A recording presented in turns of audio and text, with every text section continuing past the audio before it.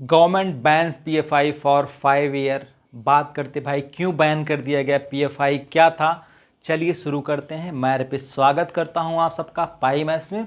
चलिए बात करते हैं भाई पीएफआई क्या है, भाई गवर्नमेंट ने इसको क्यों बैन कर दिया। देखिए अगर हम पीएफआई की बात करते हैं, पॉपुलर फ्रंट ऑफ इंडिया, जो कि हमारी कंट्री में एक ऑर्गेनाइजेशन थी जिसके साथ इसके 8 एसोसिएट्स थे, उनको भी 5 सालों के लिए बैन कर दिया गया है। भाई गवर्नमेंट ने क्यों बैन कर दिया, चलिए हम बात करते हैं। बात शुरू कहाँ से होती है। देखिए बिहार में जो भी ये फुलवारी शरीफ में एक जगह है जहाँ पे पीएम का जो भी ये रैली थी, उसके एक दिन पहले 2 लोगों को गिरफ्तार किया गया जिनके पास से कुछ डॉक्यूमेंट्स प्राप्त हुए। अब उस डॉक्यूमेंट्स में क्या थे भाई कि पीएम को मारने की साजिश थी और गजवाए हिंद की बात की गई थी। अगर हम गजवाए हिंद की बात करते हैं, किसी भी कंट्री को जो भी है इस्लामिक कंट्री बनाने की बात की गई थी। ठीक है, चलिए इस पर हम बात करते हैं। अब देखिए जब इन दोनों लोगों को पकड़ा गया तो उनका जो लिंक मिला वो पीएफआई से मिला। भाई ये मेंबर कहाँ के थे, पीएफआई के थे, कहीं ना कहीं से इन्हीं से इन्फ्लुएंस थे। अब देखिए जो पीएफआई वादा करती है भाई कि ये जो भी सोशियो इकोनॉमिक एंड एजुकेशन पे काम करती है कंट्री में, बट ऐसा कुछ भी नहीं है। चलिए अगर हम थोड़ी सी और बात कर लेते पीएफआई कैसे बना। भाई देखिए पीएफआई को जो भी है 2007 में बनाया गया। और 2007 में कब बनाया गया अगर हम बात कर लेते हैं, जब सिमी करके संगठन था जो भी है। अब देखिए सिमी क्या था, student Islamic movement of India एक संगठन था। जब इसको बैन किया गया, क्यों बैन किया गया, क्योंकि भाई इसमें टेरर एक्टिविटी बहुत हो रही थी, इसलिए इसको बैन कर दिया गया। अब देखो इसी की आइडियोलॉजी के लोग जो भी यहाँ पे इस एक संगठन को बनाए जो कि चल रही थी, और जिसके 8 संगठन और थे। अब देखिए अगर हम बात करते हैं गवर्नमेंट किसी भी संगठन को बैन किसके थ्रू करती है। देखिए हमारे यहाँ एक एक्ट बनाया गया यूएपीए 1967, ठीक है। अनलॉफुल एक्टिविटी या एसोसिएशंस अगर कोई भी है, प्रिवेंशन एक्ट एक बनाया गया जिसके थ्रू इसको बैन किया गया। अब देखिए इसमें क्या था, 2019 में एक अमेंडमेंट किया गया जो भी है इसमें। पहले क्या होता था, किसी भी संगठन को आप जो भी है टेररिस्ट बोल सकते थे, बट उसके मेंबर को आप टेररिस्ट नहीं घोषित कर सकते थे। बट जब अमेंडमेंट किया गया देन यहाँ से आया कि भाई किसी भी संगठन के साथ आप उसके मेंबर को भी टेररिस्ट घोषित कर सकते हो। तो इसके थ्रू जो भी इस पर कार्रवाई की गई है, गवर्नमेंट ने इसको जो भी है 5 सालों के लिए बैन कर दिया गया है। अब देखिए अगर हम बात करते हैं भाई, जब यहाँ पे इस मेंबर को पकड़ा गया 2 लोगों को, तो बात की गई भाई इनका सोर्स ऑफ इनकम क्या है।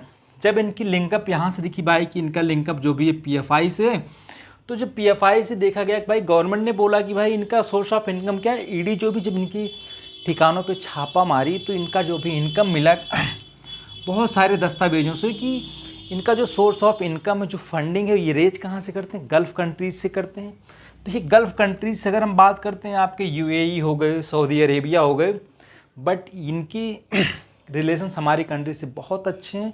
तो फंडिंग कैसे हो सकती है भाई, तो इनके जो 8 एसोसिएट्स थे, इनके थ्रू जो भी यहाँ से फंडिंग रेज की जाती थी। ये तो बात फंडिंग की हो गई, ठीक है।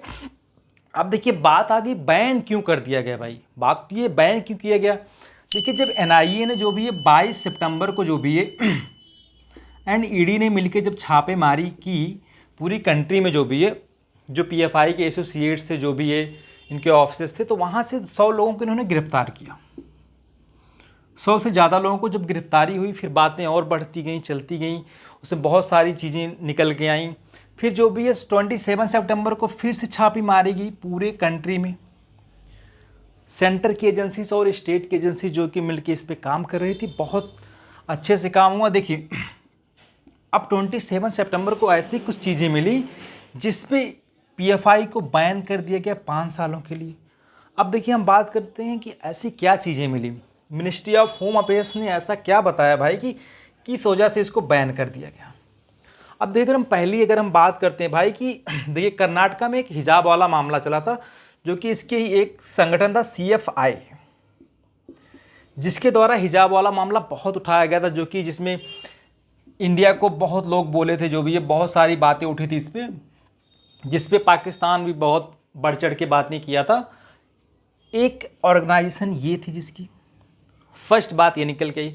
अब देखिए सेकंड बात, हाथरस में एक केस हुआ था भाई, हाथरस रेप वाला जब केस हुआ था, इसमें पीएफआई के मेंबर क्या करते थे, व्हाट्सएप के थ्रू जो भी है समुदाय में टेरर भड़का रहे थे, लोगों के बीच में धार्मिक टेरर, समझ रहे हैं।